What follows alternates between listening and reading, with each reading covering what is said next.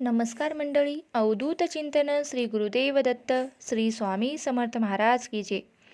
बघा, आता आपण मार्गशीर्ष महिन्यामध्ये सत्यनारायण कसे करायचे आणि सत्यनारायण घरच्या घरी दररोज कसे करायचे, मार्गशीर्ष महिन्यामध्ये 1, 5, 7, 11, 21, 51, 108 सत्यनारायण कसे करायचे, तुमचे मोठ्यात मोठं संकट कसं दूर होईल ते आजच्या व्हिडिओमध्ये जाणून घेणार आहोत. तसेच आपले आर्थिक संकट असतील किंवा तसेच संतान प्राप्तीसाठी, तसेच नवरा बायकोचे भांडण, हे आपल्या सर्वसामान्यांच्या जीवनामध्ये ज्या काही अडचणी समस्या असतात त्या सगळ्या जर तुम्हाला संपवून टाकायच्या असतील तर मार्गशीर्ष महिन्यामध्ये तुम्ही एकदा तरी कमीत कमी एक तरी सत्यनारायण करावा.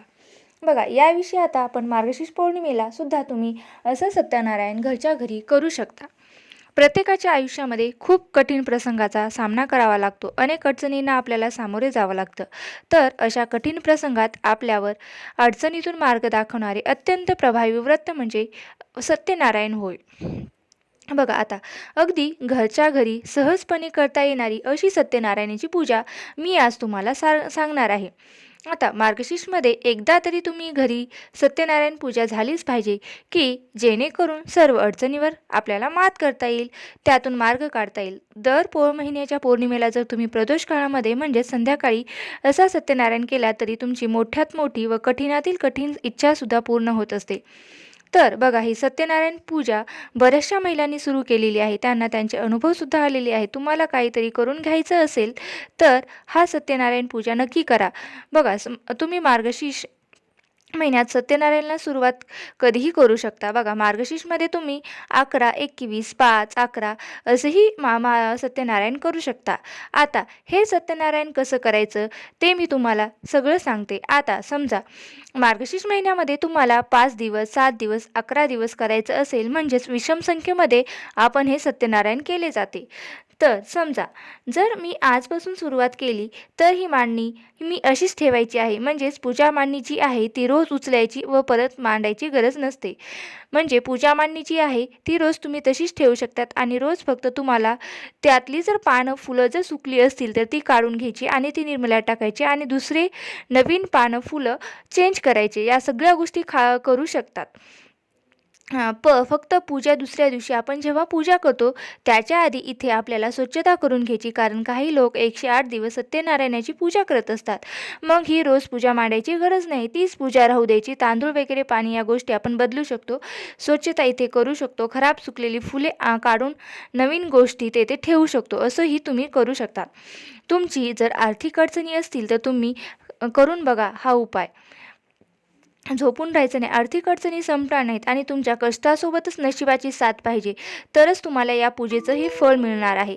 आपल्याला आधार घ्यायचा असतो, म्हणजे आपण कष्ट करणे सोडून द्यायचं नाही, कारण कष्टाशिवाय त्याला फळ नाही, पण त्याला देवी शक्तीचीही गरज असते.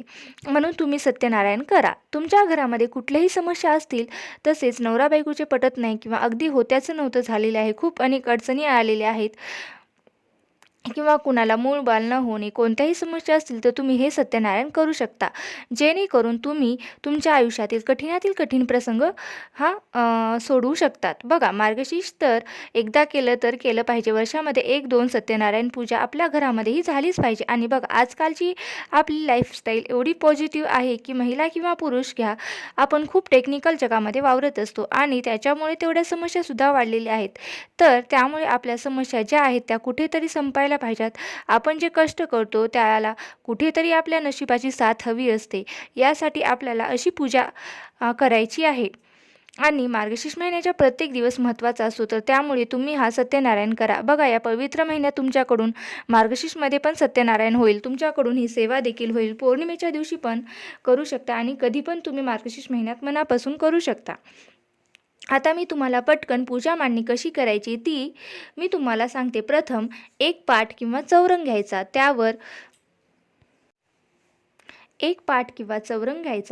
त्यावर पांढऱ्या रंगाचं वस्त्र अंथरायचं, छान अशी रांगोळी काढून घ्यायची. रांगोळीमुळे पूजेमध्ये सकारात्मक वातावरण निर्माण होतं. बघा, चौरंग असेल तर आंबा जवळ असेल तर चौरंगाच्या 4 बाजूंना तुम्ही 4 आंब्याच्या ढाळी देखील बांधू शकता. आता बघा, तुम्हाला पूजा सांगते. सगळ्यात पहिले दिवा लावून घ्यावा, अगरबत्ती लावून घ्यावी. नंतर लावून घ्या. महत्त्वाचं म्हणजे सत्यनारायण पूजाविधी हे पुस्तक तुम्ही मागवा. तुमच्याकडे नसेल तर शॉर्ट व्हिडिओमध्ये मी तुम्हाला टाकण्याचा प्रयत्न करते, पण लवकरात लवकर मागवा. आणि या पुस्तकामध्ये तुम्हाला सगळी माहिती दिलेली आहे, किंवा या पुस्तकातील सत्यनारायणाच्या कथा देखील तुम्हाला एका व्हिडिओमध्ये सांगते. आवश्यक असेल तर कमेंट बॉक्समध्ये नक्की सांगा. आता बघा, संकल्प जो आहे तो तुम्हाला पहिल्या दिवशीच करायचा आहे. ज्या काही अडचणीसाठी तुम्ही सत्यनारायण करतायत ते आपल्याला ती अडचण आहे तर ते बोलून त्याचा आपल्याला संकल्प हा करायचा आहे. तर बघा की देवी आई माता लक्ष्मी हे सत्यनारायण भगवान लक्ष्मी आणि सत्यनारायण भगवान ही अडचण दूर करण्यासाठी 5-7 सत्यनारायण मी करणार आहे असं तुम्हाला बोलून दाखवायचं आहे. संकल्प करायचा आहे आणि तितके दिवस ही पूजा मांडणी तुम्हाला तशीच ठेवायची आहे. आता बघा, पूजा तुम्ही करताय तोपर्यंत तुम्ही दिवा लावू शकता. अखंड दिवा लावण्याची काही गरज नाही, कारण आपण 5 दिवस, 7 दिवस, 11 दिवस करणार आहोत. तर त्यामुळे तुम्ही सकाळी दिवा लावला तो 3-4 दिवस तुमची पूजा होईपर्यंत चालला तरी देखील चालतं. पूजेला अगदी अर्धा पाऊण तास लागणार आहे, पण दिवा कमीत कमी 3-4 तास चालेल असा दिवा तुम्ही लावू शकता. अशा प्रकारे तुम्ही सत्यनारायणाची पूजा करू शकतो. आता आपल्याला पूजा कशी करायची आहे? आता पूजेमध्ये सत्यनारायण भगवानांचा फोटो घ्या, बाळकृष्णाची मूर्ती घ्या, तांब्याचा कलश घ्या, तामन, सुपारी, विड्याची पाने, तांदूळ, आंब्याची डहाळे हे यांच्या चारही आपल्याला चौरंगाच्या बाजूला आंब्याची डहाळे लावायची आहेत. यातील एखादी गोष्ट नाही म्हणून सत्यनारायण पूजा करायची नाही असं मात्र करू नका. यानंतर गहू घ्यायचे आहे, त्यांच्यावर अष्टगंध, अगरबत्ती, कापूर, निरंजन, फुले आणि प्रसादासाठी तुम्हाला शिरा देखील करायचा आहे. आता बघा, चौरंगावर तुम्हाला पांढऱ्या वस्त्रावर मधोमध रास करून आपल्याला गहू ठेवायचे आहेत. या गहूवर तांब्याचा कलश ठेवायचा आहे.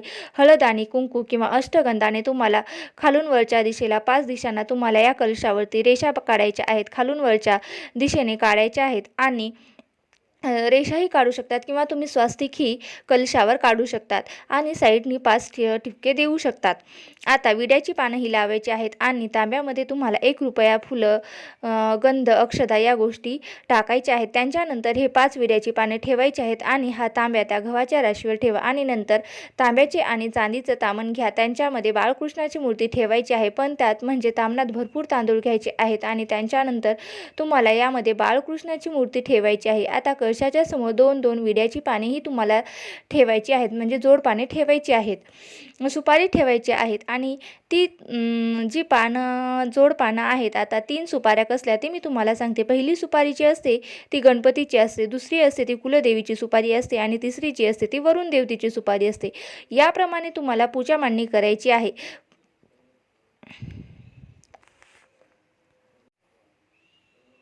आता काय करायचं आहे की सगळ्यात पहिले जे पूजेला बसले आहेत, स्त्री किंवा पुरुष, त्यांनी काय करायचं, त्यांनी स्वतःच्या कपाळाला हळद कुंकू लावायचं आहे. पुरुषांनी गंध लावायचा आहे आणि स्त्रियांनी हळद कुंकू लावायचं आहे. त्यांच्यानंतर आपल्या कुलदेवीचं स्मरण करायचं आहे, गणपती बाप्पाचं स्मरण करायचं आहे, कळशाला नमस्कार करायचा आहे. आणि आता सगळ्यात पहिले गणपती बाप्पाची पूजा करणार आहोत. तर चौरंगावर उजव्या बाजूची पहिली क्रमाची जी सुपारी असते ती असते गणपती बाप्पाची, आणि मध्ये स्तोत्र म्हणा. सुपारीला स्नान घालून पुसून पानावर ठेवा. नंतर हळद कुंकू, अक्षदा अर्पण करायचे, अष्टगंध, शेंदूर वगैरे गणपती बाप्पांना प्रिय आहे त्या गोष्टी अर्पण करायच्या. दुर्वा, फुलं सगळं अर्पण करायचं.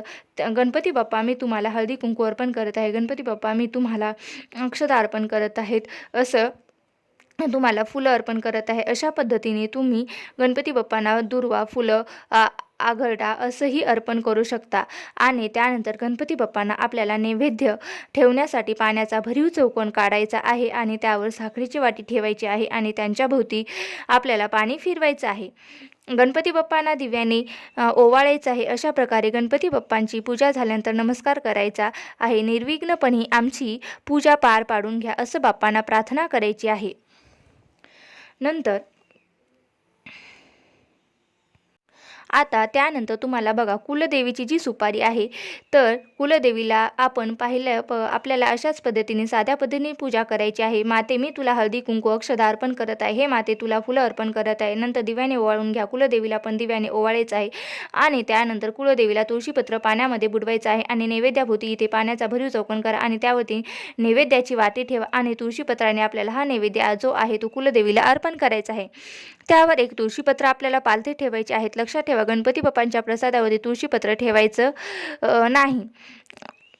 आता वरुण देवतेची पूजा ही स्नान घालून त्यांना पुसून घ्या. नंतर वरुण देवतेला तुम्हाला हळद कुंकू अक्षता अर्पण करायचे आहेत. हे वरुण देवता, मी तुम्हाला फुलं अर्पण करते, फळं अर्पण करते, नैवेद्य अर्पण करते, असं करून पाण्याचा भरीव करा आणि ते नैवेद्य दाखवू शकता. पण आपल्याला एक तुळशीपत्र देखील त्यांच्या नैवेद्यावर ठेवायचं आहे. तुळशीपत्र हे आपल्याला पालथी ठेवायचे आहे. ही तिसरी सुपारी आहे ती वरुण देवतेची होती. आता तिसरी सुपारी वरुण देवतेची आणि त्यानंतर नमस्कार हा करायचा आहे. बघा, गणपती बाप्पाची पूजा झाली, कुलदेवीची पूजा झाली, वरुण देवतेची पूजा झाली. आता सुपाऱ्या आहेत ना, तुम्ही एका कागदामध्ये नाव लिहून पूजा झाल्यानंतर ठेवा. गणपतीची सुपारी, कुलदेवीची सुपारी आणि वरुण देवतेची सुपारी. प्रत्येक वेळेस तुम्हाला सत्यनारायणाच्या या सुपाऱ्या या अशाच वापरायच्या आहेत. आता आपल्याला मेन म्हणजे बाळकृष्णाची पूजा करायची आहे. आता बाळकृष्णाची पूजा कशी करायची, पण त्या अगोदर सत्यनारायण भगवानांचा फोटो घ्या. इथे तुम्हाला हळदी कुंकू अक्षता ज्या आहेत त्या तुम्हाला अर्पण करायच्या आहेत. त्यांच्यानंतर फुलं अर्पण करायची आहेत. त्यांच्यानंतर कळशाला पण आपल्याला फुलं अर्पण करायचे आहेत. आता भगवान बाळकृष्ण भगवानांना स्नान घालून पुसून घ्या. त्यानंतर हळद कुंकू अक्षता ज्या आहेत त्या अर्पण करा आणि त्यांच्यानंतर फुलं अर्पण करा. दिवा अगरबत्ती आपल्याला त्यांना ओवाळायची आहे. आता आपल्याला नैवेद्य अर्पण करायचा आहे. नैवेद्य हा शिऱ्याचाच करावा लागतो, कारण सत्यनारायणामध्ये हा शिऱ्याला खूप महत्त्व आहे. पाण्याचा भरीव चौकन करायचा आहे. त्याच्यावर नैवेद्याची वाटी ठेवायची आहे. त्याच्यानंतर त्याच्यावर तुळशीपत्र घ्यायचं आणि ते पाण्यामध्ये बुडवायचं आणि ते तुळशीपत्र तोडून आपल्याला नैवेद्यावर ठेवायचं आहे. नंतर 3दा नैवेद्याभोवती पाणी फिरवायचं आहे आणि नंतर बाळकृष्णाला हा नैवेद्य अर्पण करायचा आहे. तर अशा प्रकारे नैवेद्य हा अर्पण करायचा आहे. आता आपल्याला सगळी पूजा झाल्यानंतर अध्याय 1 वाचून 5 अध्याय शेवटी आपल्याला आरती करायची आहे. तर हे 5 अध्याय जे आहेत ते अतिशय छोटे आहेत. संपूर्ण पूजा करून मांडणी तुम्हाला हे सगळे अध्याय वाचायला फक्त अर्धा ते पाऊण तास लागतो. अध्याय झाल्यानंतर शेवटी बघा आरती आहे. तर श्री सत्यनारायणाची आरती आहे, ती तुम्ही आरती करू शकता. तर अशी ही साधी सोपी सत्यनारायणाची पूजाची मांडणी आहे. तर तुम्हाला मार्गशीर्षमध्ये कधी पण तुम्ही करा. मार्गशीर्षमध्ये रोज करा. पौर्णिमा जी असते तर त्या पौर्णिमेच्या दिवशी सुद्धा तुम्ही संध्याकाळी ही पूजा मांडणी करू शकता. तर अशा पद्धतीने करू शकता. जर तुम्हाला वाचता येत नसेल तर सत्यनारायण कथा तसेच आरती तुम्हाला मी व्हिडिओमध्ये नक्कीच माझ्या दुसऱ्या व्हिडिओमध्ये तुम्हाला सांगेल. बघा, सत्यनारायणांना आपल्या आयुष्यामध्ये खूप महत्त्व आहे. सत्यनारायणाची पूजा आपल्या घरामध्ये झालीच पाहिजे. तर अशा या पद्धतीने गोष्टीशिवाय तुम्ही पूजेमध्ये बाळकृष्णाच्या सत्यनारायणाच्या फोटोला तुळशी देखील अर्पण करायची आहे. तर अशी ही साधी सोपी पूजा मांडणी आहे. आता राहिला प्रश्न दुसरा, तुम्ही एक दिवस पूजा मांडणी करणार आहात किंवा या पूजेची उत्तर पूजा कशी करायची, जी फुले वगैरे आहेत ती गोष्टी आपल्याला निर्मल्यामध्ये टाकायच्या आहेत किंवा तुम्ही एखाद्या झाडाजवळ देखील टाकू शकता. बाकीच्या खायच्या गोष्टी आहेत त्या तुम्ही घरामध्ये वापरायच्या आहेत. म्हणजे पोळी वगैरे त्यांच्यामध्ये आपल्याला हा मिक्स करायचे आहेत. प्रसाद आपण घरच्यानेच खायचा आहे. उद्यापनाला मी मंत्र सांगते, ते मंत्र म्हणत तुम्हाला अक्षता व्हायच्या आहेत. पूजेवर मंत्र टाकायचे. यांतून देवांगना सर्व पूजा माताय पार्थनविव हा मंत्र म्हणायचा आणि इष्ट कामार्थ प्रसिद्धीय पुनरागमनच हा मंत्र म्हणायचा आणि त्यानंतर तुम्हाला बाळकृष्णाची मूर्ती पूजेमध्ये उचलून तुम्हाला तुमची ज्या जागे ठेवायची आहे म्हणजे देवघरामध्ये तुम्ही ठेवायचे आहेत. अक्षता टाकायच्या आहेत. बघा, अशी ही साधी सोपी पूजा मांडणी आहे. फार काही याला उद्यापन वगैरे असं काही नाही. सांगितल्याप्रमाणे तुम्ही पूजा करा. अतिशय ही फलदायी पूजा आहे. मार्गशीर्षा पवित्र महिन्यात असा हा सत्यनारायण जो आहे तो तुमच्या घरी झाला पाहिजे, जेणेकरून आपल्या मनातल्या ज्या काही इच्छा आहेत त्या आपण पूर्ण करू शकतो आणि मार्गशीर्ष महिन्यामध्ये संपूर्ण फळ आपल्याला मिळतं. तर बघा, ही पूजा मांडणी आणि माहिती तुम्हाला आवडली असेल तर नक्की तुम्ही पूजा करा आणि 100% तुम्हाला त्याचा देखील अनुभव येईल. आता आपण थोडक्यात नियम जाणून घेऊयात. बघा, परत सांगते की जर तुम्ही 5-7 अशा विषम संख्येमध्ये जर पारायण करणार असाल किंवा पूजा करणार असाल किंवा पूजा मांडणी ही करणार असाल सत्यनारायण, तर रोज पूजा मांडायची गरज नाही. पण ज्या वाळलेल्या वस्तू किंवा जी फुले सुकली वगैरे आहेत ती फुले वगैरे बदलू शकतात. तांदूळ गहू तुम्ही बदलू शकतात आणि दुसरी गोष्ट म्हणजे विड्याची पानं वगैरे गोष्टीसुद्धा तुम्ही बदलू शकतात. आणि प्रसाद जो आहे तो तुम्हाला शिऱ्याचा प्रसाद हा दररोजच्या दररोज बनवायचा आणि सत्यनारायण पूजेमध्ये शिऱ्याच्या प्रसादाला अतिशय महत्त्व असतं. त्यामुळे हा प्रसाद जो आहे तो घरातल्याने खायचा. शक्यतो पूजा झाली की तुम्ही शिऱ्याचा प्रसाद लगेच ठेवण्याचा नियम ठेवा. तसेच घरामध्ये सासू सासरे तुमचे जाऊ दीर कोणी तुमचे सासरे असतील तर तुमच्या कुळातले आहेत तर ते तुमचे लोक आहेत तर जो हा प्रसाद आहे तो ते खाऊ शकतात. बाकी बाहेरच्यानी तुमचे माहेरचे चालणार नाहीत. माहेरच्यानी प्रसाद खाल्ल्याचं चालत नाही. आपलं लग्न झाल्यावर त्याचं काहीच राहत नाही. पण परके होऊन जातो. तर इथे एवढेच गोष्टही तुम्हाला इथं लक्षात ठेवायची आहे की फार काही नियम नाही. मासिक धर्म आला तर तेवढे दिवस वगळून तुम्ही परत केसावरून स्नान करून तुम्ही कंटिन्यू ही पूजा चालू ठेवू शकता. दुसरी गोष्ट म्हणजे पौर्णिमेला तुम्ही असा सत्यनारायण नक्की करत जा. याचे खूप फायदे आहेत आणि शक्यतो रोज पूजेची जी काही वेळ आहे ती सारखीच ठेवा. शक्यतो पूजा रोज एकाच वेळेमध्ये करण्याचा प्रयत्न करा आणि ब्रह्मचर्याचे पालन वगैरे असं काही नाही आहे. त्यासाठी फक्त एक नियम म्हणजे मांसाहार करायचा नाही, कांदा लसूण खायचं नाही असा काही नियम नाही आहे. तर हा माहितीपूर्ण व्हिडिओ कसा वाटला? व्हिडिओ आवडला असेल तर व्हिडिओला नक्की लाईक करा, शेअर करा आणि चॅनलवरती नवीन असाल तर सबस्क्राईब करायला विसरू नका. आणि हा व्हिडिओ शेवटपर्यंत पाहिल्याबद्दल तुमची मनापासून खूप खूप आभारी आहे. धन्यवाद. श्री स्वामी समर्थ. जय जय स्वामी समर्थ. अवधूत चिंतन श्री गुरुदेव दत्त. श्री स्वामी समर्थ महाराज की जय.